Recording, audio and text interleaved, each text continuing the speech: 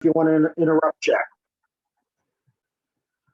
Okay, hang on, I got recording in progress going on here. Okay, so I've known Jack Sanders Reed for about 13, 14 years. We met at SPY, and we meet up each year. We worked on a few proposals together when I was at FLIR and he was at Boeing SVS, but we never won any of them. But I did work with Jack. He is one of the authors of the recent, the new edition of Photonics Rules of Thumb. Jack Sanders Reed holds a BS, MS, and PhD degrees in physics and a high-tech MBA. He's a busy boy. He has worked in medical imaging, surface science, laser measurement, aerospace, developing optical moving target detection algorithms, and multi-target tracking systems. He also has his own proprietary, he owns a Vision Fusion video-based motion analysis and software that he sells on the side. Jack is a fellow of SPY, and I was honored to nominate him to be a fellow, a Boeing technical fellow, and served as chief technologist in the Boeing Research and Technology Organization. At Boeing, he was the subject matter expert for airborne detect and avoid, led development of distributor aperture sensing systems, intelligent agents, including ground moving target detection and identification, obstacle detection, including power lines for helicopters and aircraft, I guess, and fixed wing as well, and landing zone assessment, and novel sensors, as well as contributing to GPS denied geolocation. Jack is now enjoying a relaxed semi-retirement. He consults as he wants, as a number of us do, and he lives on a mountaintop at 7,600 feet outside of Albuquerque, New Mexico. With that, my friend Jack, I give it to you. All right, I have to say one thing. I think our relationship goes back a little bit further than that. You're trying to pretend you're younger than you are or something. I think our first meeting was before Boeing bought SVS. We were a little SVS, and one of the things that really kicked us off is we had a contract to develop a helicopter-based power line inspection system. And one of the things we wanted to find was hot spots related to frays in the wires. And one of the guys bought an IR camera from FLIR Systems, and I was in charge of all the processing and things. And I started looking at the imagery, and I started zooming in and examining it. And I said, wow, there's some odd things here. It almost looks like they're doing these weird, funky things. And so next show I was at, and I don't know if it was SPIE or the Society of Automotive Engineers, but one of those, I just stopped in the FLIR booth and talked to, whoever happened to be there, which happened to be John. And I said, gee, I'm seeing these weird things. And he just laughs. He looks at me and he laughs and he says, nah, it's a lot worse than you thought. Here, let me tell you all of the things that are going on here. It was just like, oh my God. But he also, gave me some basic, very important physics stuff. And I'm thinking, power line is a really hot thing. It should be glowing white. Why does it look cold? And he just looks at me and says, emissivity. Bing. Oh, okay, I got it. Which comes into this talk. Anyway, so that's, we've been bouncing back and forth for a long time. So let me see if I can share my screen here and get this going. Let's see, I want to share that. And that should do this right. Hopefully. All right, with some luck, everybody should be seeing this. See it. Yes. Yep. Yeah. One of the disadvantages of living on a mountaintop is my internet connection is via gerbils. They have to run the bits out to the road and back, which kind of slows things down a bit. But anyways, so this is going to be an overview of this book. As I was just talking before this course, I've got like a 4.5-hour course based on this book I've put together. So we're clearly not going to do that. The idea is to give you a flavor of what's in the book, why the book might be of interest, et cetera. So, very top level view. I'm probably going to spend most of the time on the first few slides and then, breeze through the rest as a sampling. So this is what we're going to do. I'm not going to go into, the author. We've already done that. Background and motivation. Then there's 7 chapters in the book, and we'll just briefly go over those. But the first 3 are kind of the Why are vision systems critical? What are the tasks we have to do, and what are the requirements? And then the next three chapters, sensors and phenomenology, architectures, algorithms, all that, how those interplay. And then I close the book. I'm not even going to touch that in this, but a bunch of relevant historical aviation accidents, things that motivate me every day when I'm looking at these things. Okay, we had a Continental 757 fly into a mountainside on a night approach into Colombia, South America. There's no excuse to fly into a mountain when you got it in a database. Why do why do things like that happen? How do we keep them from happening again? Let's not repeat the mistakes we've made. And for manned aviation, we've done a tremendous job of, yes, you can make the mistake once. We're never going to make that mistake again. We've been very good at that. But, as we go to autonomy, we want to make sure we don't relearn those lessons the hard way. So I'm not going to go into this. If it's online, you guys can look at it. This is really where I want to start. So, as John said, I've been doing sensing in various ways for, pretty much all of my career. And for really the last 25 or 30 years, it's been in aerospace. And I've been doing vision systems for pilots and things like that, among other things. And autonomy has gotten popular just recently. It's really, blown up and gotten a lot of attention. And so I kind of make waves, and I'm retired from Boeing as of last year. And I said, gee, all this talk of autonomy is easy, guys.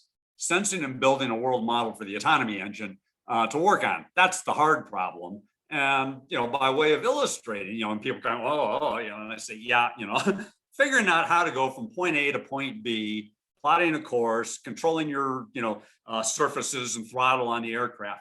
Okay, it's not a trivial problem, but it's not that hard. We've known how to do a lot of this stuff for a long time.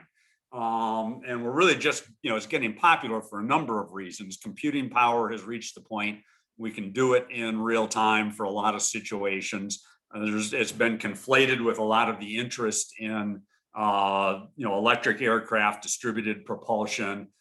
People are looking at urban air mobility, and they're starting with an electric aircraft with a pilot, but the idea is to get to unmanned as quickly as possible. But, I look back historically, and I took an AI course back in grad school years ago. And one of the things we studied was there was a grad student at MIT in 1968, Winograd. He developed this blocks world. Well, this was, and he had a program written in Lisp, and it could do all of the reasoning and problem solving. It was a constrained universe. You had different size, shape, and color blocks, and you knew exactly where they were. And it had to, do all sorts of reasoning to figure out, okay, take the blue block, which is on the bottom, under a bunch of others, put it on top of the green block, which is in another stack. Well, it had to figure out all of the unstacking and rearranging and how to get it back. It had perfect knowledge of its world, and it could work in those cases. So autonomy, automation, in the sense of problem solving, expert systems, et cetera, have been around. There's nothing particularly new, just, continual improvement in performance and things. Another one, I ran into this at the Air Force Museum at Dayton. And if you are interested in aerospace, I highly recommend that museum. It is just an amazing museum. And one of the things, as I'm wandering around, there's this 1960s era F-106 interceptor sitting there in the museum, and they called it the cornfield bomber. And I start reading this plaque, and my jaw is slowly dropping to the floor as I read it. In the 60s, the F-106, it had a pilot, primarily just to take off and land. That was about it. Once he was airborne, the air defense system would take control of the aircraft, vector it to where it was supposed to go to intercept the Soviet bombers coming to do bad things to us. The aircraft sensors would lock on the target. Air Defense Command would actually fire the missiles remotely and then vector the aircraft back to a landing spot, and the pilot would land it. Well, in this particular aircraft, the pilot managed to get his aircraft into a flat spin, just spinning, falling out of the sky. He tried, finally gave up, said, I can't solve this problem, ejected. That was enough of a shift in the center of mass of the aircraft. The aircraft was able to regain control of itself, flew till it ran out of fuel, landed in a cornfield. They came out, recovered it, repaired it, put it back into service until it says end of life, and then they put it in the museum. We've had autonomous aircraft for a long time, in certain conditions, where, hey, if I run into something else out there, it's probably a bad guy, mission achieved. You don't have to worry about a bunch of things in some of those cases. But in all of this, it's the sensing and interpreting the external world that's the hard problem. What you do after that is relatively easy. It's not, I don't want to belittle it. I've had people kind of gently nudge me and say, maybe it's not as simple as you say. I recognize it's a hard problem, but it's not as hard as the sensing problem. And so that's the first part. Is autonomy's been around. It's the sensing that's the hard problem. Many in the aerospace autonomy, a lot of the efforts, in my mind, they've punted and tried to ignore the problem. Airborne detect and avoid. Don't run into other aircraft. The response is, well, we'll rely on air traffic control updates. Chapter 7 has an example where 2 aircraft collided despite air traffic control. We have ADS-B. Well, that doesn't always work. We'll get updates from ground-based radar systems. Well, the FAA is busily trying to phase those out. So, they look for these other things, and, they should use them. You absolutely use ATC, use ADS-B, but that's not enough. You need a, own ship, last line of defense. The pilot has a set of eyeballs. He's looking out. He has ultimate responsibility. Similar, with navigating and position. Oh, we've got GPS. You're not allowed to certify based on GPS only. And you can use differential GPS for landing. You can use it for automated aerial refueling, but GPS can be jammed. It can be spoofed. It doesn't have to be a war. It can be just malicious things. You want to cross-check. You don't want to rely. One of the themes you'll see in this is no single sensor. Always have a cross-check. So that's the next part. Is people have kind of tried to punt in my mind, and they're finally getting around to, yeah, we got all these other things. Now we have to tackle the hard problem. So as we tackle these problems, and there's a handful, as you'll see in the next few slides, but we, and I mean we as humanity, the human race, are tackling the vision system problem as I think we should, one bite at a time. We're not trying to do everything at once. So, that means we make a standalone detect and avoid system with its own sensor suite. We make a taxi capability with its own sensor suite, takeoff and landing with their sensor suites. We learn how to do it. But if you just put all those together, you're going to have more sensor than aircraft. You're never going to get off the ground. So, once you've figured out how to solve each of those problems, the next task is going to be, how do we understand, how to rationalize those and put them together into a single integrated overall sensor suite. And so the real motivation for this book, I tend to have poor scope control and things. And so I knew I was going to probably be taking an early retirement offer last summer.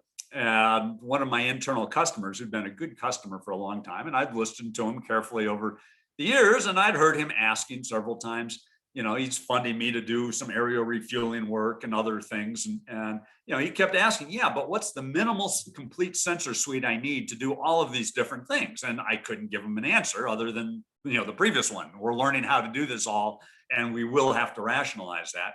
So I sat down and I said, I'm going to, as a going away present, I'm going to write him a 3 to 5 page memo, kind of summarizing my thoughts on this. And I wrote a couple of sentences, and I looked at the electronic paper and said, this isn't going to work. This is going to be a book, not a memo. So I put it aside until I retired. My last day was beginning of October last year.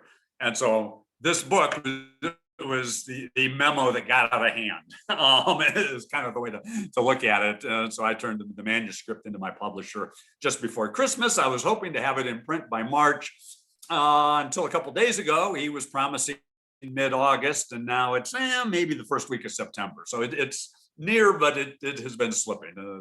My publisher clearly does not have control of his process on this at this point. So that's the background. The purpose of the book is to really address 3 fundamental questions. And by the way, anybody feel free to ask questions at any point, interrupt, we will have some time at the end if I can control myself here, but, ask questions. But the three fundamental questions we're trying to answer in the book are: why are vision systems fundamental and critical to vision-enabled autonomous flight? What are the vision system tasks required for autonomous flight, and what are the requirements on them? And then the second half of the book is how how can those tasks be approached? So starting with the first one, why are vision systems fundamental and critical? And again, quoting myself, if you will, I said for a long time, every aircraft, should use databases. There's no excuse to fly into something that's in a database. Fly into a mountain. We lost a Black Hawk helicopter flying into a radio tower guy wire and fog in Texas a few years ago. Those things should be in databases, and historically the databases have been incomplete. So, I mean, historically you can look back and say it's understandable, unfortunate, but understandable. But in part because of those, we've been improving the databases and they're getting more and more complete, but they're never going to be perfect. And so the thing that I used around Boeing for many years is, the database keeps you from flying into the mountain, but you still need sensors to find the things that aren't in the database, like the cow in the runway. Well, I used that for many years until a few years ago. There was the big, I don't know, maybe it was 2014, something like that. I don't remember. It's in the book. But there was a Christmas big massive earthquake off of Indonesia and tsunami and things. And a few days later in January, they were flying a 737 with supplies and relief stuff into the airport at Banda Aceh. And it landed on a water buffalo in the runway. A single runway airport closed the airport for the better part of a day until they could get the aircraft off the runway. The aircraft was repairable. The crew walked away. The buffalo did not survive. So that's one thing. And the other one is, even if you have databases, you can have equipment failures. And so, what do you do in that case? And so the real thing is you start with a database, but you need to develop and maintain an up-to-date world model. And you can't rely exclusively on off-board sensors and a priori knowledge and things like that. Use them by all means, but you need some onboard sensing capabilities. And you'll hopefully see why as we go through this. And every system should have cross checks for safety. Just one of my fundamental things I've had for years. When I heard about the 737 MAX, I really blew a gasket. You should have two sensors in all cases, to cross check each other. If you had some reason where you could only have one sensor for some reason, it's got to be damn reliable, and you have to be able to tell when it's giving you nonsense. Air France also lost an aircraft due to bad sensors, but that was multiple sensors. That was a bit of a different problem. This one, they had two sensors and they only used one at a time. On one leg, they'd use the left sensor. On the next leg, they'd use the right sensor. You had two sensors and you didn't bother to cross-check them. What were you thinking? I was just floored at that. And so that's just fundamental to everything that you'll see in this book is a cross-checking capability, multiple ways to cross-check yourself. That's good design in anything. I saved myself shooting myself in the foot just making laboratory measurements. You make a measurement, you go, let me make a second one. Wait a minute. That's not quite the same as the last one. Is that just an error or is that something else? Oh, there's something else there that's trying to tell me something. So that's just good practice. And as we dig into what do we need for sensors, recognize that the humans are the gold standards for real-time perception. You can get better sensors maybe than the human eyeball, but the combination of human vision and processing is still unequaled, and it's also good enough. It's an existence proof. A human pilot can fly an airplane. You don't need higher frame rates or things like that. A couple of diagrams from the book. The one on the top is my diagram. It's basically shows you, you start with a goal. You have a world model that's been developed from databases and sensing and offboard data. You bring all that together. You compare it with your goal. You evaluate. You do some planning. You take an action, and you repeat. And then I put the famous OODA loop here across the bottom, just as reference for those with more, perhaps with a military background that know the Colonel Boyd's observe, orient, decide, and act loop. kind of similar. And in the automotive world, SAE has developed these 6 levels of automation. I'm not aware of something similar to this in aviation, but you can use this with some appropriate modifications. It's in the book as reference to kind of see how you go from no automation to partial automation to full automation. My view of things, kind of the simplified version here, you have an autonomous system at the top, you have your sensing, your raw sensor data at the bottom. From the sensor, you get sensor data, you got some a priori databases, you combine all that to do some perception, extract data, combine it into a worldview database. And now the autonomy system takes over and works on that database to achieve some goal. So what are the tasks that are necessary for autonomous flight? And I've managed to identify the following kind of 6 tasks. Taxi, you got to move around the airport surface. You got to take off. You got your en route navigation. Where am I? Typically you use GPS for that, but what other techniques do you want as backup? Don't hit anything, whether it's in the air or on the ground. You got to get back on the ground. One of my associates, who was a former pilot, said, yeah, his first instructor said, takeoffs are optional, landings are mandatory. We've never had anybody take off and not come back down. So you do want to come down, and you'd like to do it in a safe manner. And then there's sort of a handful of related things: formation flight, vortex surfing for fuel efficiency, automated air-to-air refueling, even approach to a terminal, sort of a docking at the airport terminal. Can fall into this last category. So there's some things there. So we go through, and in the book, we look at the different tasks that have to be performed, and we say what kinds of capabilities are necessary to do that. And we identify the capabilities here on the left side. And so then I just made up this little table that kind of shows which capabilities map to which tasks in general. And you'll see a little bit more here. To go from these tasks and capabilities and say, what are your sensor requirements? You need a little bit more information. And so in the book, we go through, some basic dimensions. The biggest thing you're going to see out there in the air is probably going to be an Airbus A380. So, you know the width and the length, and the speed. Boeing 737, typical standard commercial aircraft, its dimensions and speed.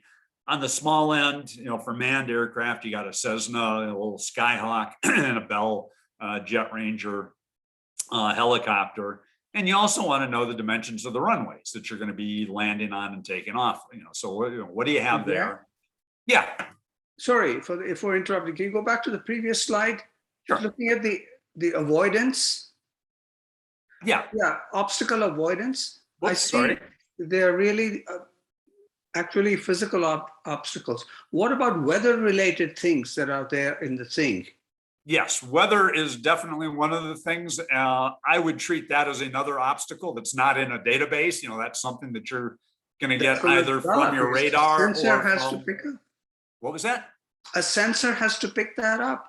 Or you can get it from air traffic control. But a lot of your aircraft have weather radar on them, and people like Rockwell and Honeywell, Rockwell's now part of Raytheon now, I believe. Everybody keeps shifting hats, but they're a lot of most of your commercial aircraft have a weather radar, and in fact, people are working on systems to integrate that data from multiple aircraft. Everybody's out there. You've got your radar. You can see the weather in front of you, but that gets downlinked and shared with everybody else who's flying that day, so they kind of know what the situation is. So that's your offboard data. And a lot of the things that you saw here, I talked about, you've got your database, of a priori data, you've got your sensor data, but you've also got offboard data that's coming to you, like weather, like your air traffic control stuff. So you have that, but you also have your own sensor. Does that answer it? Yeah, okay. So, in order to go from the basic, capabilities, we need some constraints. So, we got the aircraft stuff. The other thing for landing, the FAA has something they call a decision height, that you cannot proceed below this height if you can't see the runway. So if you have only eyeballs, you have your little Cessna, you're flying around as a private pilot, you're flying under visual flight rules. And under visual flight rules, you have to see the runway when by the time you're 1,000 feet above the ground. If you can't see it, you can't continue the landing. You go somewhere else. And then instrument flight rules are categories 1, 2, and 3 with some subcategories. And again, they each have a decision height that you have depending on your aircraft equipage, the airport equipage. You have to see the runway by the time you get to these decision heights. Notice Cat 3C, the most expensive. There's only a few airports that have this, but you can land in 0, visibility, and we have that ability. We can land a Boeing 777 autonomously at the same point on the runway with such precision that if you keep doing it, you have to replace the cement on the runway at that spot because it always lands at the same spot. But that is a very expensive proposition. The relevance here is that most of the glide slopes as you're approaching the runway are 3 degrees. And so if you're 1,000 feet, then this is the distance away, if you're on a 3-degree glide slope, that you have to be able to see that runway. It's not just looking down 1,000 feet, it's looking down 1,000 feet and 3 degrees forward to see the runway. And so you see what the distance, the range that you have to have in some of your systems. And then the last thing that you need to put in is the FAA divides the airspace into different classifications, class A, B, C, D, E, F, and G. Class A is your upper level above 18,000 feet. All of the aircraft there have to have, the same high equipage standards. You have to have your ADS-B, all the lighting and everything else. And most of them are going to be commercial jets. So they're going to be going faster than a Skyhawk, when you're up in this level. And then you get down to your Class G airspace, and each one has different, equipage requirements, various different constraints and regulations on them. And so you need to have that ability as you're deciding, what does my aircraft have to do to meet these space requirements? If I'm only going to be in Class G airspace, I don't have to meet the Class A requirements. And a lot of your Cessnas are going to be flying in Class G airspace. So you put all of that together, you look through all that, and you can come up with some actual sensor requirements for each of the different tasks that you have to do. What kind of field of regard do you have to have? What kind of range do you have to see things at? What resolution do you need? What kind of pixel count does that translate to? What kind of sensor is recommended for various reasons? Now, probably the most important thing on this chart are these small words here at the bottom, these are not hard and fast numbers. As I go through it in the book, this is illustrative. These numbers apply to a fixed wing aircraft. If you're going to have a VTOL, vertical takeoff and landing aircraft, whether it's a quad rotor or a multi-rotor or a helicopter or whatever, you may have to expand your field of regard. If you're going to take off backwards, 180 degrees isn't enough. You have to see behind you. If you're going to land vertically, you need to see below you.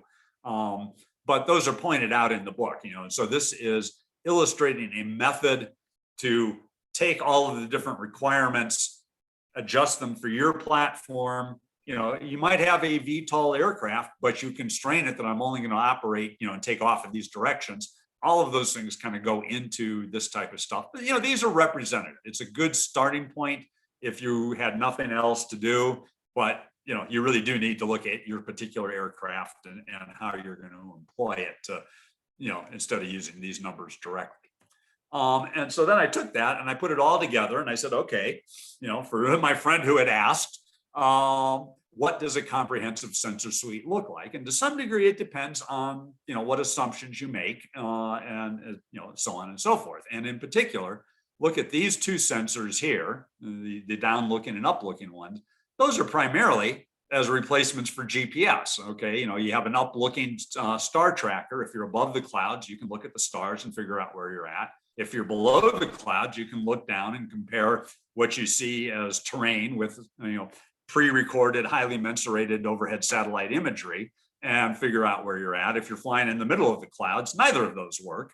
And you got to use some other technique, or if you have other techniques, maybe you don't need these sensors. So, it's again, kind of takes you through what do each of these sensors do? How do you check the box that I can do each of the functions that I need to do, the ranges that I need, et cetera, et cetera.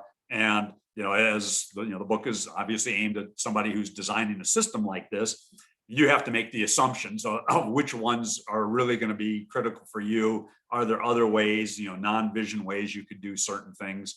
There's some things you can do with in the RF domain beyond what we do here. But, it's laying out how to do that. So that's the first, logically the first half of the book. What are the requirements? What do we have to do? What are the requirements? And then the second half is, going through what are the sensors and phenomenology and architectures and some algorithms. And so we start with, the existing sensor is the pilot sitting up in the front of the airplane. And so, that's our benchmark for performance. He can do the tasks. It's an existence proof. We might be able to do better. The human doesn't have perfect vision.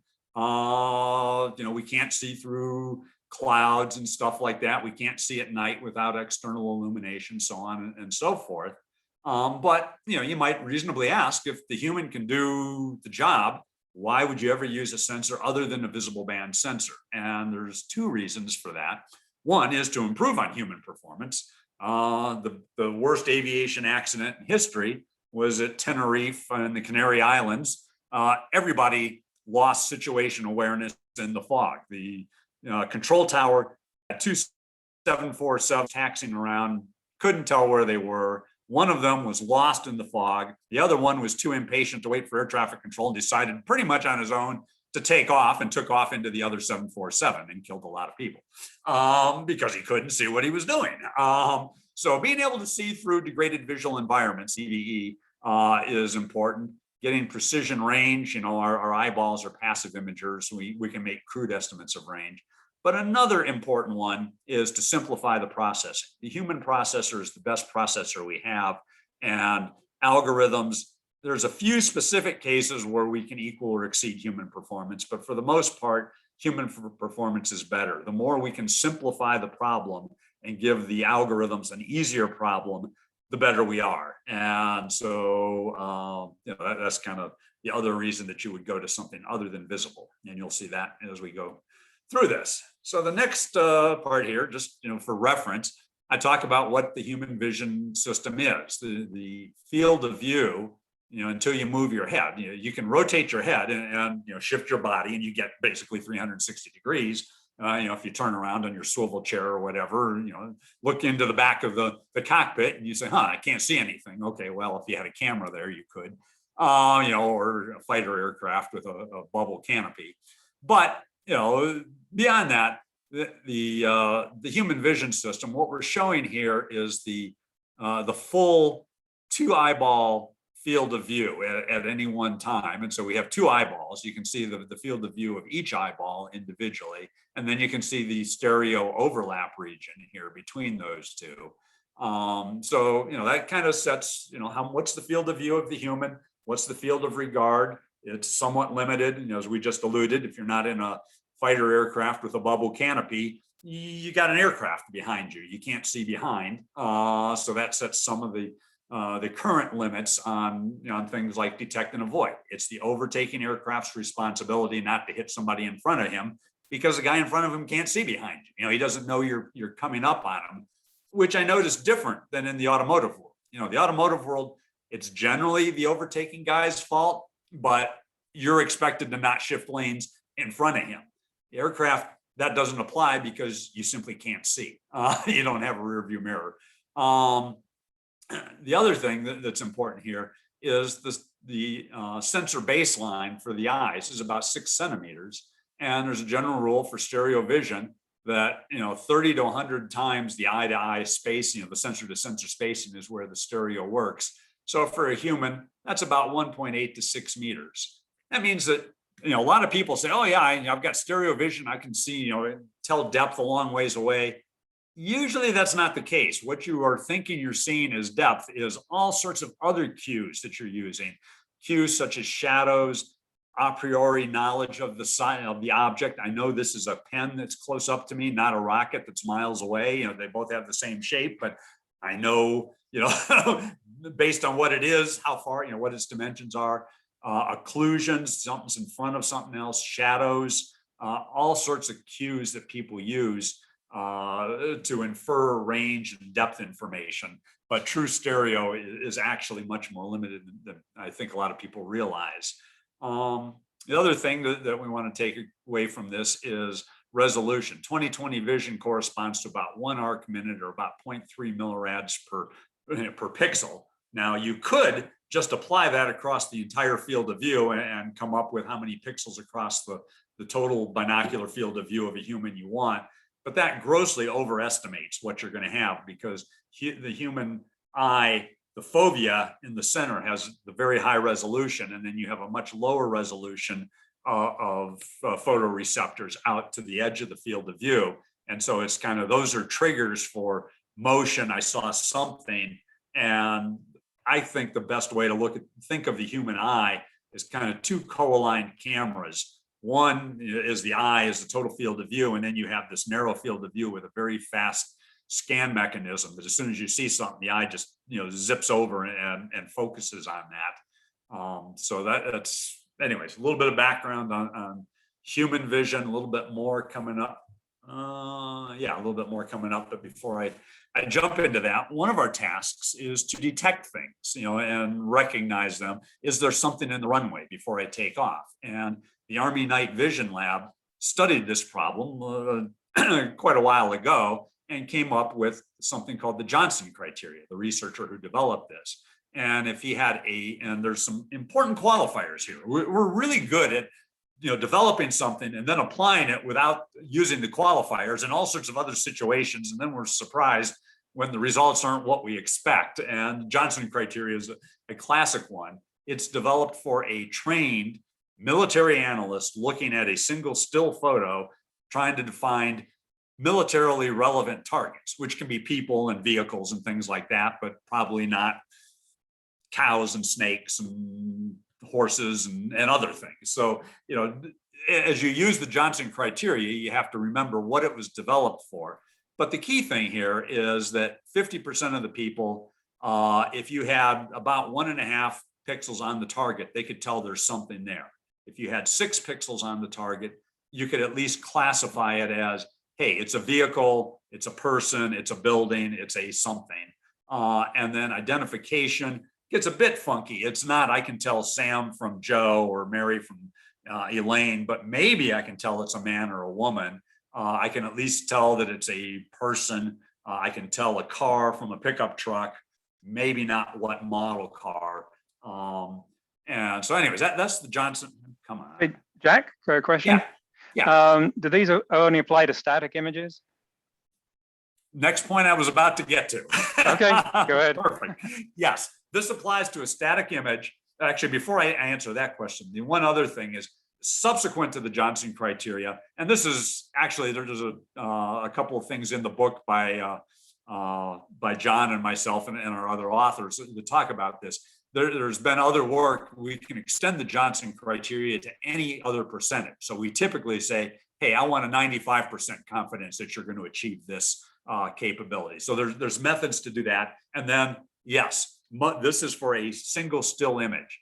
If you look at video, a human can do much better looking at video. There's all sorts of reasons why. The human brain just does so much amazing processing that we don't recognize. You're doing subpixel frame to frame interpolation, getting better resolution, all sorts of things. I could talk for an hour on that without going into it, but you can get much better. This is a good starting point. If you use video, you can expect that you will get better, but you have to think about how you're going to do that. If you have an algorithm that only processes a single frame at a time, the Johnson criteria is probably a good criteria. You can have an algorithm that processes each frame sequentially, one frame, one frame, one frame, one frame. Here's the result.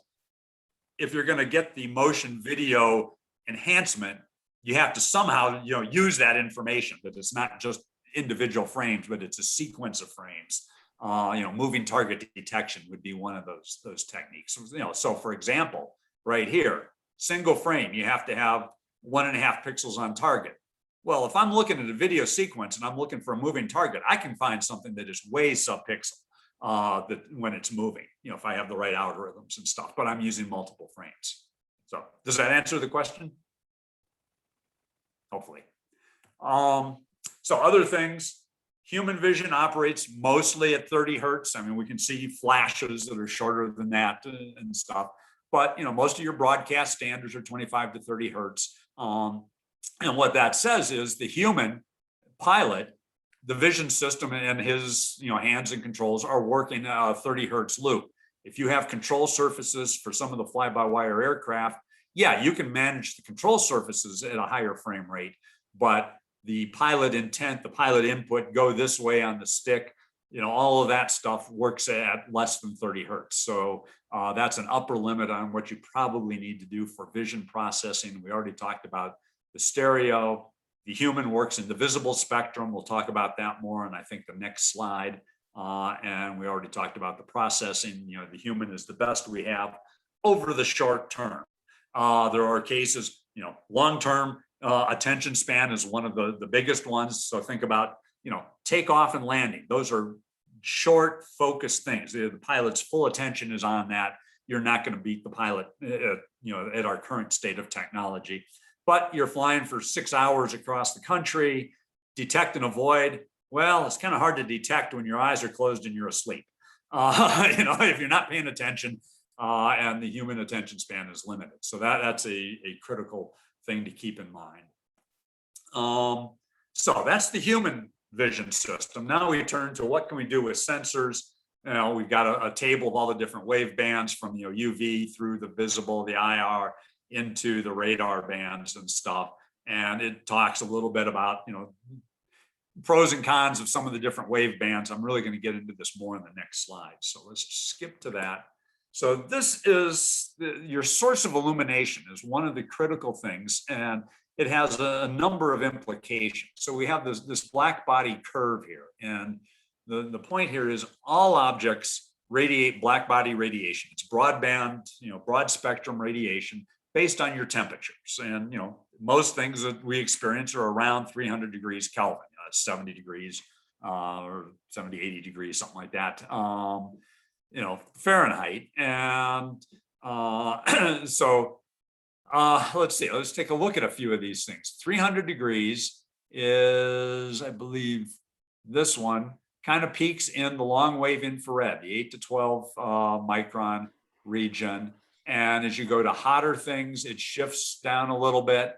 As you get colder, it shifts out. The sun, very bright, it peaks in the visible. And this curve is not direct sunlight. This is reflected sun. It's an estimate, with some caveats and assumptions. But, if you're looking at something that's illuminated by solar illumination, coming through the atmosphere, bouncing off of it, coming back to it, what you can see is the visible band is over here just below 1 micron. And so your thermal black body radiation has fallen off drastically for everything. The only thing you're going to be seeing is solar reflection. But by the time you get out to the mid-wave IR, M-wave band, you're seeing both solar reflection and the thermal black body radiation for objects. And that leads to what's known as the thermal crossover from day to night. During the daytime, you have the sun out here, and it's bright and lighting things up, and then it goes away, and all you have is the thermal emission. So something that maybe was lit up brighter by the sun, it appears brighter in the scene. The sun goes down, now it's brighter than it was before, apparently because of the thermal emission. You get out into the long wave infrared, and the solar radiation is way down.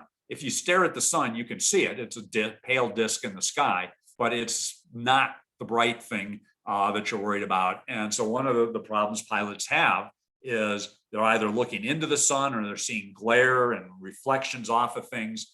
Well, if you work in the L-ware, imagery looks about the same day or night. You don't have shadows. You don't have, you don't have glare and glint and things like that complicate the image processing. It makes the image processing much simpler if you're working in the L-ware band. And it has the benefit that, the image looks the same day or night. You don't need external illumination. You can see just as well at night, and warm things will show up, things like engines and living things like animals will show up particularly well. So if for passive imaging, your sensors are angles only, there's a big benefit to going to the LWIR versus the visible for a lot of things. As we look at active imaging, LiDAR or radar, the sensor emits photons. That can be good or bad, but you can use that time of flight going out and back to measure the range. So you can get a 3D representation of the scene based on that. Radar operates at 94 gigahertz and lower frequencies, which is 3 millimeters and longer wavelengths. LiDAR can operate at any wavelength, but 99% of what's on the market works at what's called the eye-safe wavelength of 1.55 microns. Thing that's important there is no such thing as an eye-safe wavelength. You turn the power up high enough at any wavelength and you're going to start burning holes in things. So, it's not you're absolutely immune. It's the damage mechanism. At 1.55, the energy is absorbed on the cornea, which is inherently more tolerant than the retina, but more importantly, the light's still spread out over the cornea before it goes through the lens and gets focused to a tiny spot on the retina where the density is orders of magnitude higher. And so most LiDARs currently operate at the maximum eye-safe power. It's not a technical problem of, I need to see further, turn up the power. And the answer is no, you cannot turn up the power. It will not be eye-safe any longer. So that's just a little bit on some of your sensor phenomenology choices you might want to make. Then the next thing is you have to worry about, well, okay, a number of the accidents occurred because people couldn't see with the Mark I eyeball working in the visible band. They couldn't see through fog or clouds or things like that. So some understanding of that becomes important. And obscurance reduce your visibility by multiple scattering. There's no longer a correlation between the angle that a photon arrived at and where it came from. And so it reduces your contrast, and you're just looking at a uniform blank cloud, quite literally. And it's caused by scattering off particles that are shorter than the wavelength of the light. So if you go to longer wavelength light, it gets longer than the particles. You start to see through things. That's all great. Why don't you just go for a long wavelength? And here's some of the different particle sizes. Why don't you go to a long wavelength? Because your resolution is inversely proportional. The longer the wavelength, the worse your resolution. So we got a couple of slides that talk about this. I've got in the book, I've got two graphs that look like this. This one is in frequency. The radar community uses frequency. The visible and IR community uses wavelength. And so the other graph is the same material, just plotted against wavelength. But what you see here is this big, messy black line stuff here is the atmospheric absorption. And so we find places where we can see through the atmosphere. You notice over here, the visible, it's almost completely transparent. There's a bunch of, ups and downs here and going from the visible out to the midwave. And there's a transmission band here where you can get the absorption is at a minimum in the midwave infrared. And then you get, some blocked part of the atmosphere. And then you get to the long wave infrared. And again, you can see through. And then you go through this long forbidden band with all the atmospheric absorption before you come out the other side at 3 millimeters in the W band, where you have another minimum. There's a few here, but the technology is moving this way coming in. And so you're starting to develop capabilities to work with radars in this area. And so you look at your obscurance like fog, visible, midwave, maybe you get some improvement through the long wave, and then it really starts to become transparent as you go through this forbidden zone, but you can't put a sensor here because of the atmosphere. So you have to come out here to W band to be able to see through fog and stuff like that. So that kind of plays in. And then I kind of alluded to the fact that as you go to longer wavelength, you get better penetration, but you get worse resolution. And that's given by the Rayleigh equation here, relating your angular resolution to your wavelength and your aperture diameter. And so as your wavelength gets longer, you get better penetration, and your angular extent of a pixel gets bigger, so you get less resolution. And so having gone through all the sensors and stuff, I kind of summarize this put together this little table with the different wave bands and what kind of data you get, and some of the different things. And these are just my subjective numbering, sort of ordering of the different things. I wouldn't put a lot of weight on them. I'd say, something that's a 10 is, I thought was at least a little bit better than a 9, but, close. A 10 is significantly better than a 6. But, I wouldn't get too hung up on, the details of the numbers. It's just based on my experience. Okay, so now we turn to architecture. And, this is my fundamental safety thing. You want to have 2 sensors. And I think of image processing. I'm an image processing guy. It's what I do. And I think of image processing as fragile compared to most things because it's such a complex problem. When you go to certify an aircraft, you look at your algorithm, you go through it line by line. You say, is there any way it can do anything other than what I expect? I can model for all possible inputs. I have 0 to 10 volts. I have 0 to 255 digital. I can map, whatever input I have, I know exactly what, the output will be for that. I can't do that with image processing. It's this 2D, million samples per frame at least. And it's the spatial orientation of all of these different things. And so you get weird things, a shadow, a flicker, or something, and and it throws an algorithm for loops. And so you say, you do the best you can, but there are going to be oddball things. You can't try all possible images. You can't generate all possible images and test it. And so you want 2 different sensors at different locations. So maybe if there's something that partially obscures one, you can see it in the other. You want 2 algorithms with hopefully different failure modes, so they cross-check. So at least if they don't match, that you don't know what you're doing and you need to do something safe. Don't continue if they don't agree with each other. And so, okay, so that's the first part. Looking at how to get the resolution in the field of view. You could have a single focal plane with lots of pixels, but that gets complicated for all sorts of reasons. Turrets are popular, multi-sensor turrets. They tend to be expensive. Things that move tend to break. They wear out, they require maintenance, and you have some latency problems. The turret can only look in one direction at once, and if I have to be updating in several directions at the same time, that doesn't work. So we look at distributed aperture systems. This is a system I developed and flew. This is one I think John was responsible for. But basically you can lay out the sensors to have whatever field of view and resolution and waveband phenomenology you want. So this just illustrates, combining different types of sensors, et cetera, et cetera. You probably want to bring them all together into one place. There's a move to do some processing at the edge, but there's a lot of things where if you do the processing here, you can't undo it when you get out here and you realize, oh, I want to use that sensor for something else. You want to use your sensors for multiple things. So one sensor might provide input to 3 different algorithms, maybe from 3 different suppliers. The best way is to bring it all together, and you have to recognize you've got all sorts of different, form factors and interfaces, et cetera, et cetera. Other things, manage your grayscale. Your IR is 2 bytes per pixel. If you try and compress it to 1 byte per pixel, you lose a lot of grayscale dynamic range. There's all sorts of heartache involved with that. Your data volumes are orders of magnitude beyond what most people are used to. I would stand up and say, I'm developing a vision system architecture, blah, blah, blah. I would always have somebody stand up and say, oh, I do the mission systems. I got the architecture. Don't worry about it. I knew exactly where it was going. I'd just smile and say, right. I'd go off. I'd develop my system. I'd come back and say, okay, here's my 12 video feeds that I need to go to a central processor. They need to do all these things. And then I need 5 different video outputs to different displays. And they just look and I watch their eyes bugging out and they start quivering. And finally they shout, go away. That's not what I do. And I said, well, I knew that at the front. Why did you open your mouth? But anyways, the data volumes are huge, and pay attention to latency.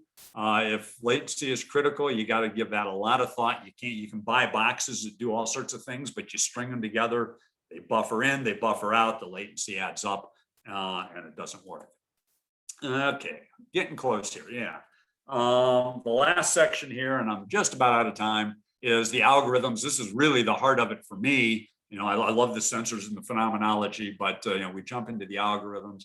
The first thing is there's a lot of confusion on the terminology. And so there, I spend some time talking about, the terminology, et cetera, et cetera. Question is machine intelligence, this current thing that we see, the result of some big breakthrough in algorithms or neural net methods or whatever? No, it's a result of continual increases in the computational power. The same power which is beginning to let us train neural nets known as AI/ML, artificial intelligence, machine learning, somewhat incorrectly. But the use of neural nets for practical problems, allows us to implement things, and a lot of the same things we can implement a lot more templates and things with traditional algorithms that again cause problems. So it's not an either or. I see both conventional algorithms and AI/ML being used together, complementary to algorithms, two different failure modes, if nothing else. Already talked about this. And then we go into these specific algorithms in the last chapter of the book. I'm not going to go into a lot of detail of these. I don't have the time here, but just give you an idea that we talk about, the difference between stereo and triangulation. Those are related but different things. For stereo, you need your imagers close together so you can do the pixel correspondence. For triangulation, you want them as far apart as you can to get a good geometry. We get some illustrations. The same error if you have sensors far apart.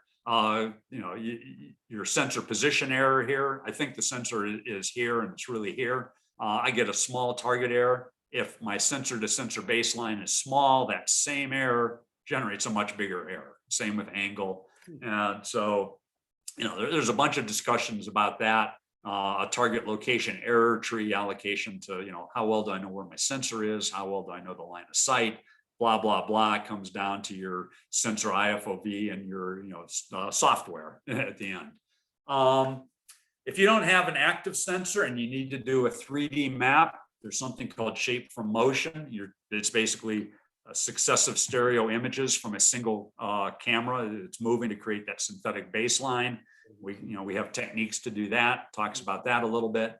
Another way to get that missing range information is model-based pose estimation. It uses a single camera, but instead, triangulation, I don't need to know anything about the target. I just need to know where my cameras are, where they're pointed.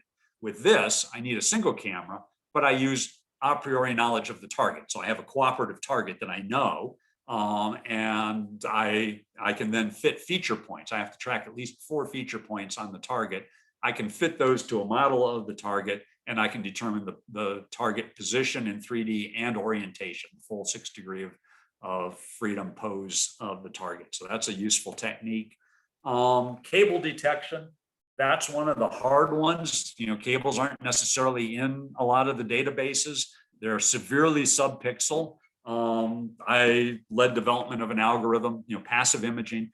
Active imaging has some problems. If you're viewing it like this, edge on, you get returns from it. If you're viewing it obliquely, a lot of your active energy is going to hit it by Snell's law. It's going to reflect off and away from you, and you're never going to see the wire or cable. But if you're using passive imagery, you'll find the target, it can be as small as 0.02 pixels as a fill factor, but it runs over many pixels. And I can see it here. The algorithm could see it. We showed we could get 15,000 foot detection range without false alarms. I won't say that's statistical. That was one flight test, but existence proof, it's possible.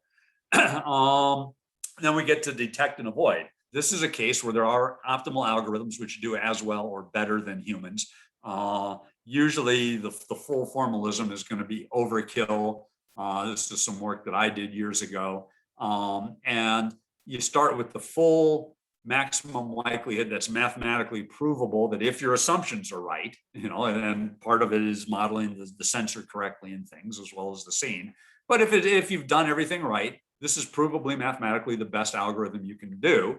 And then you say, okay, that's a computational nightmare. What kinds of approximations can I make? And the one version of this I know is operational in space. One approximation, one of the first approximations, leads to something that's well known in the tracker world, the multiple hypothesis tracker. to me, what this shows is that detection and tracking are one problem. If you have a really good detection, your tracker can be simple. If you have very poor detection, your tracker has to be heroic. And maximum likelihood treats it as a single problem of detection and tracking across multiple frames. And so anyway, that's discussed in the book. And that is kind of where I ran out. And I think I'm right on time. I didn't really leave much time for questions, but I'm happy to stay on and answer any questions people want. That was a fire hose, I admit. I have one. Out of curiosity, when did Cat 3C get certified? When I was a pilot, all the cats had to have the visual. And a follow-up question to that is, if you can land with 0-0, then why have an infrared enhanced vision sensor?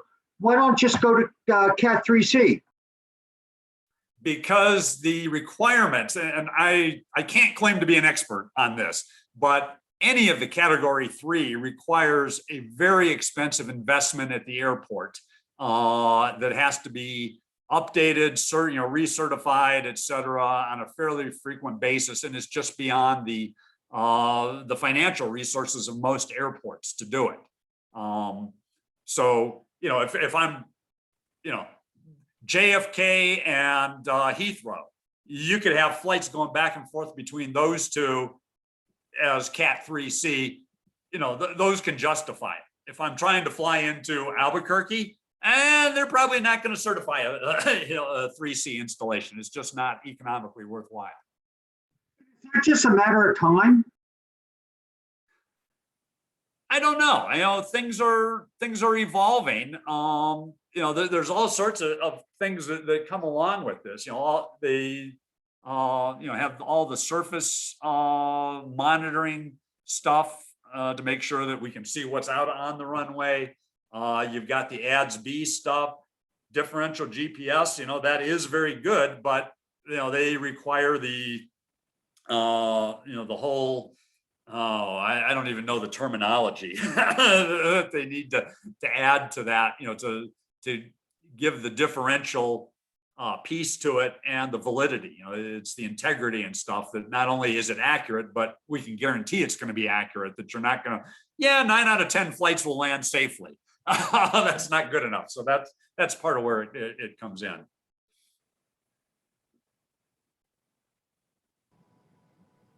What's the title of your book? Hey, Jack. Yeah.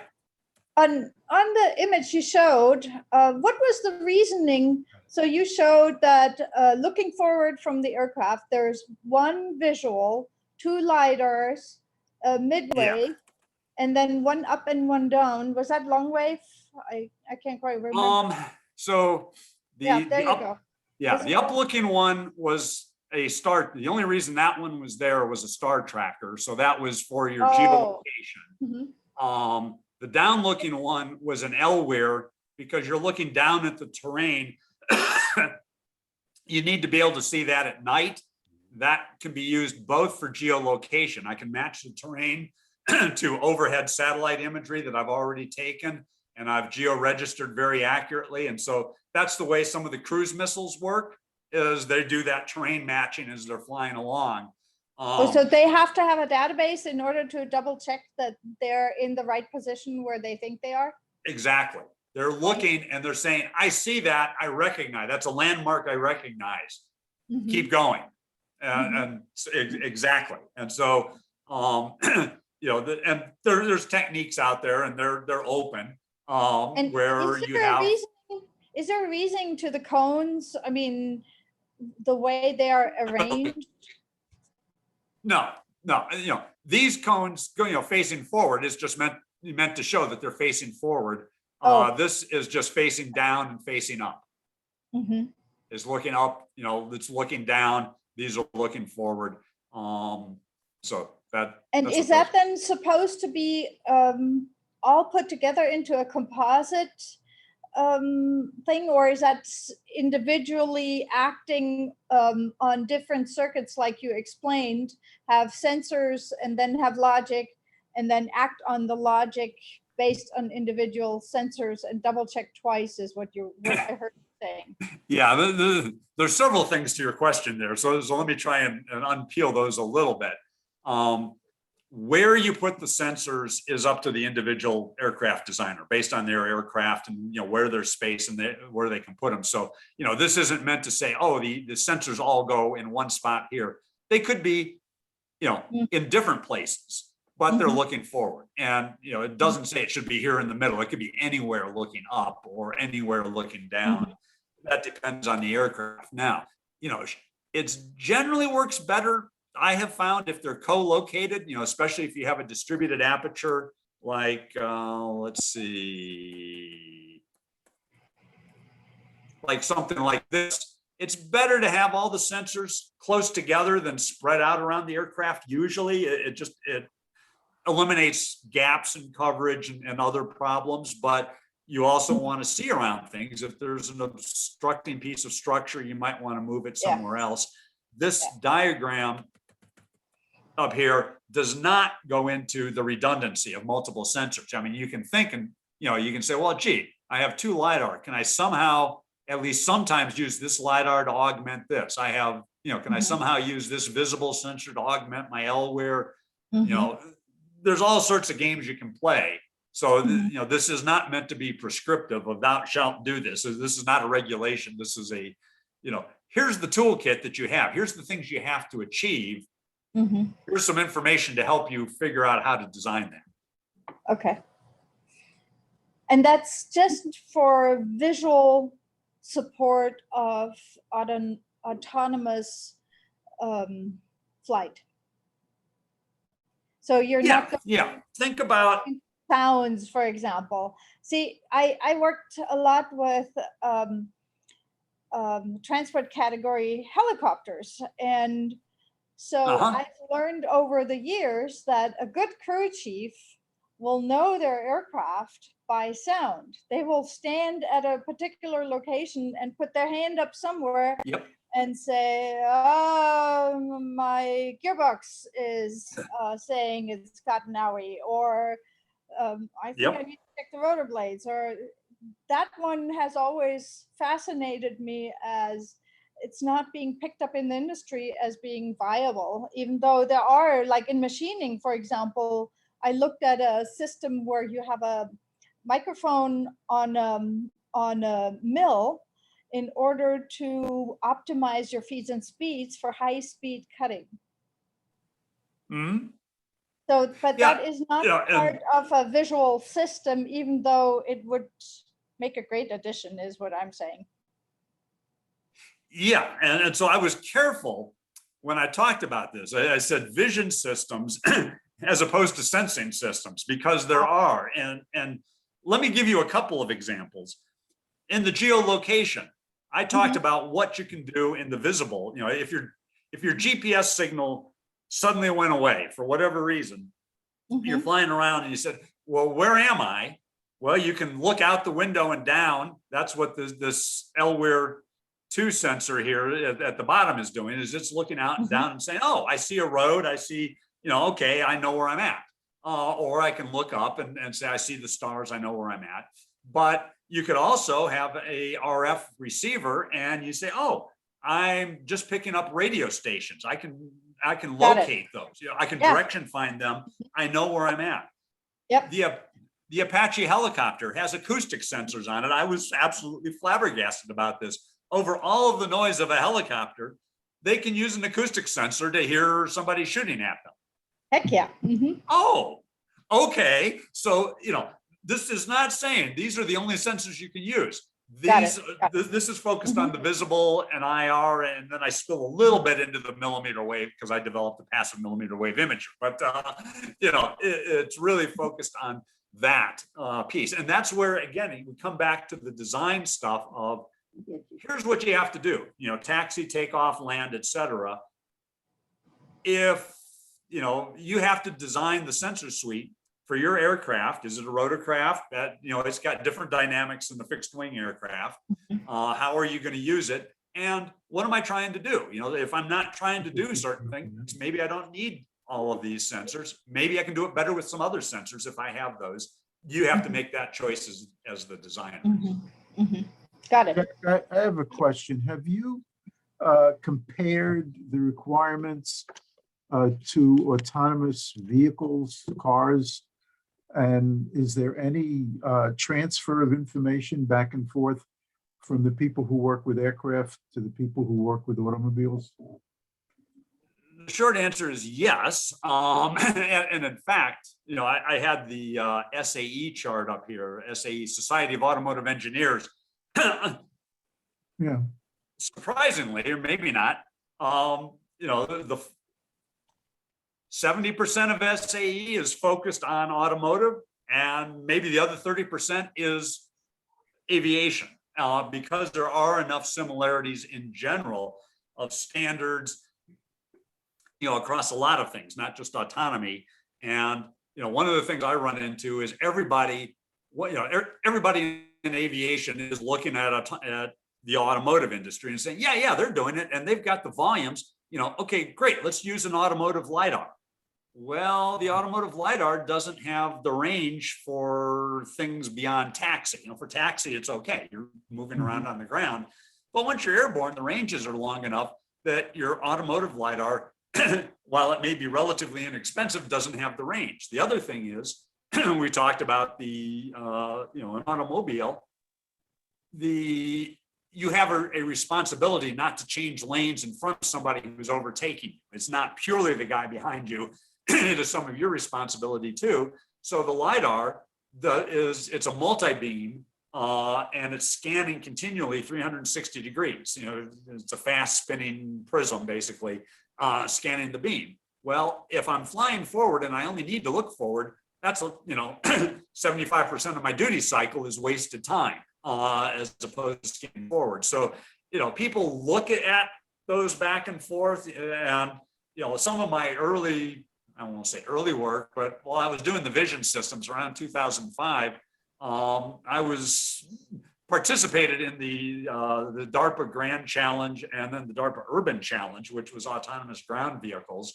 And we built a Chevy Tahoe, and I was driving it remotely. It wasn't automated, but that distributed aperture sensor, that I showed, one of the applications was we put it on this Tahoe and we were driving it down a road, except I was driving it and I wasn't in it. So yeah, there's definitely a lot of looking over, looking across and saying, what are they doing? What can we learn? Let's not reinvent the wheel. Let's use their volumes and benefit from it. How do you feel about the Tesla crashes? My feeling is you have to look at how many crashes per mile traveled and compare that to what people drivers are accomplishing. Yeah, there's all sorts of different directions that I could go with that one, in terms of, I could just talk about the engineering side of, as you're kind of saying, of, what's the performance, and we can look and say, hey, you're supposed to be at hands near the wheel paying attention at this point. It's not approved for full autonomy, et cetera. But there's a bigger question, and it comes to the, for me, it came out working on the detect and avoid stuff and saying, what are the requirements? And, a pilot in a current aircraft, his vision is limited by the cockpit. He can see maybe a little bit more than 180 degrees, in azimuth, and maybe minus 10 plus 15 degrees in elevation, and things outside of that he can't see. It's somebody else's responsibility not to run into him. You're going forward, don't hit something in front of you, but you don't have a responsibility to avoid somebody who's coming up behind you. It's their responsibility. Well, that's fine, as long as you're talking about manned aviation. Myself personally, I believe that if there is a crash, if there's a crash of a piloted aircraft, everybody goes, oh, that's terrible. Let's try and make sure that doesn't happen again. But everybody has the good feeling that, well, at least the pilot's laying there dead in the wreckage along with everybody else. The day an aircraft full of people crashes and a remote operator or supervisor who wasn't on it goes home, people are going to be out with their pitchforks and torches. The requirement is, they say the requirement is an equivalent level of safety. But most of us do not believe that is the case. We believe that an autonomous system is going to demand a higher level of safety than a human system at the moment. Whether that gets achieved, whether that's perception or reality, we'll see how it goes. But anyway, that's my thought to your question. Okay, thank you. Jack, is the use case here an aircraft that does not have a human pilot on, or is it assistive technology? What I am looking at here is an aircraft that does not have a human pilot, but I make the point that we're developing a lot of these as pilot aids right now, and we're using them as such. So, that really comes out in this SAE thing, where you go from no automation whatsoever to you're offering driver assistance things, maybe just cues and warnings and things, to now you're starting to control it, but the operator can take control until you get to level 6, where there is no operator, or the operator can't take control. And so, that's the continuum. And as I say, the way I really got into this was I was working on vision systems. Let me give the pilot an ability, and I was working helicopters were the most demanding application of, hey, I'm trying to fly in low altitude. There's all sorts of obstacles like power lines that I can run into, as well as terrain.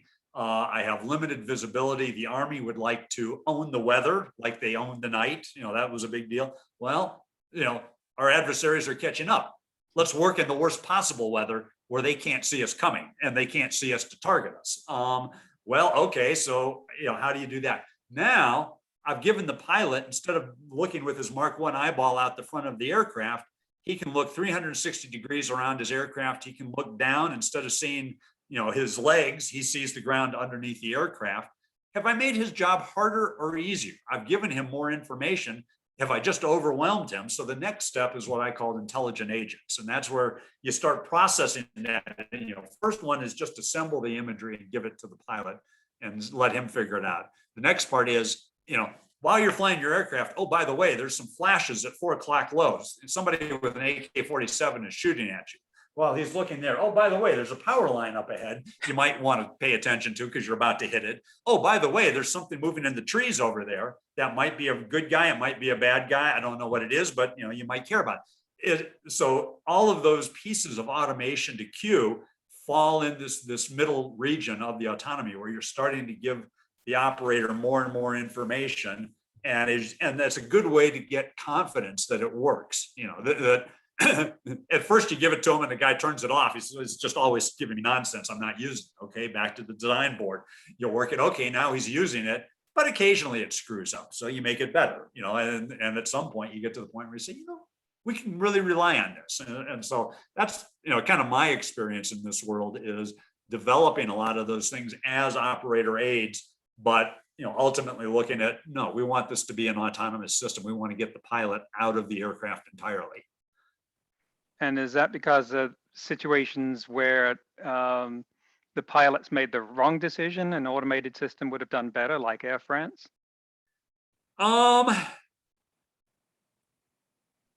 certainly one of the reasons for the operator aids, is to help the operator in those types of situations. But no, I think it's an economic argument of people are developing a lot of these multi-rotor VTOL aircraft for urban air mobility, and their business case, as I see it, really rests on, you're trying to go for electric, so you have limited battery life. We need the batteries to get longer. The distributed propulsion gives you a lot more safety and redundancy than with 1 or 2 engines. So that's a really good benefit that comes out of that. But because their batteries are limited, it's really hard to make money carrying people and having to have a pilot in this small aircraft. It's designed to hold 4, 5, 6 people. I could do a lot better if I didn't have to carry a pilot along. And so that's what's driving a lot of this, is we're developing these aircraft and we're going to certify them with a pilot, but the hope is that we will soon get to the point where they are uncertified. then the other one is things like package delivery, Amazon or people like that, groceries, whatever. I live in the mountains. Boy, it'd be nice to be able to call up and say, yeah, here's my grocery list, here's whatever. And a drone flies over the mountain and comes up and delivers it instead of having to drive 30 miles into town to go grocery shopping.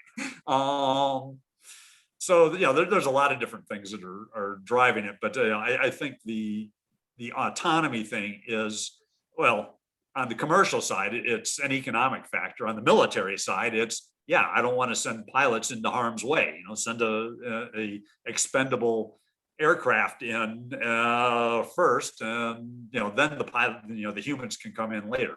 But so hopefully that answered. Yeah, thanks. Just one more. What about anomalous situations? We talked a lot about the nominal case, go to point A to point B, but suppose you've got something like bird strike on takeoff from LaGuardia, you've got to land in the Hudson. Now the autonomy is a lot harder.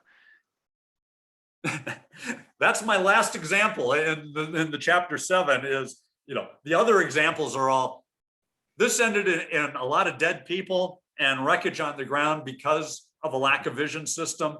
It's a little bit of a stretch to say that, the miracle on the Hudson and Sully and all that was because of vision, but that certainly played a large part, but there was an awful lot of higher level AI involved in that as well. You've got a terrain map of the city, but he has to look around and identify what is a flat landing zone. Okay. There's something that's flat. Is there anything in it? Is there a boat in it? I've got to get down to the ground. I've got to avoid the bridges. I've got to, all those things. If they're in a database, that's great.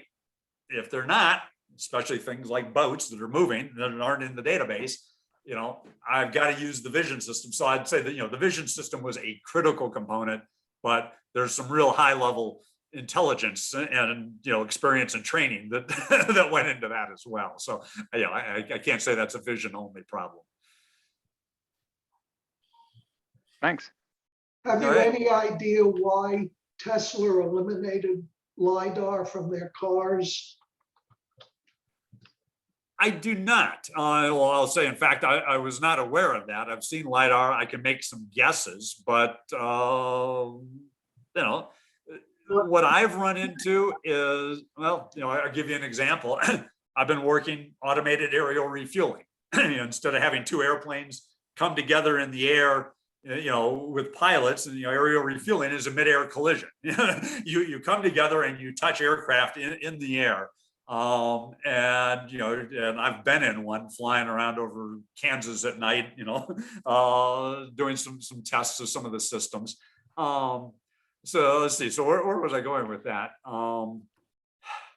What was my train of thought on that? I'm sorry. Hey, Jack, I think it was the bird shit problem. Yeah. I do have something in that, and that was, from John, is how do you see through? Oh, you're thinking the Tesla got rid of it because of stuff on the windows? Yeah. Yeah. So in our joint book, the photonics rules of thumb that John and I and a few other people were co-authors on, John put in, one of the things that you have to have is clean windows. It's great that you have all these great sensors and you get a bug go splat on it and you can't see through it. So you have to have things to mitigate that. That applies to both passive and active sensors, but that might have been part of what Tesla ran into, was an active sensor was perhaps more sensitive to that. A passive sensor, you could still see through it, but with an active sensor, if the photons don't go out, there's nothing coming back. That could be part of it. Oh yeah. So what my experience was in working the aerial refueling was people started, they thought, yeah, we absolutely have to have a LiDAR, because we have to have that unambiguous 3D data. This is a flight safety critical thing. These two aircraft coming together. We can't rely on inferring range from the imagery. The LiDAR gives us something really unambiguous. We got to have it. And then they start looking at the cost and the size of a suitable LiDAR. And they go, what could you do with a passive imaging system? We really like it. No, we don't want to hear about LiDAR. We want a passive imaging system. So, you know, it goes back and forth. I don't know what Tesla's specific, you know, things were. It may just be that we can do it. You know, if you can do it with a passive sensor, that's going to be cheaper. A LiDAR makes some of your processing easier. If you get, you know, an algorithm that works, you may be able to get rid of the LiDAR. And I discussed a little bit of that in the book. I say, you know, when I look at the sensors, I say a LiDAR, you know, for scanning the runway in front of you to make sure that it's clear. A LiDAR is the most unambiguous thing. And I don't have to know what it is. I just have to know the surface is not smooth. Don't go there. Okay. If I have just passive imagery, I have to have some way of inferring that there's something there. It can be, I recognize a shape. It could be the shape from motion stuff that I talked about that gives you 3D data. You know, there's different ways of skinning the cat, but you have to, you know, go back and look and say, what is it I'm trying to do?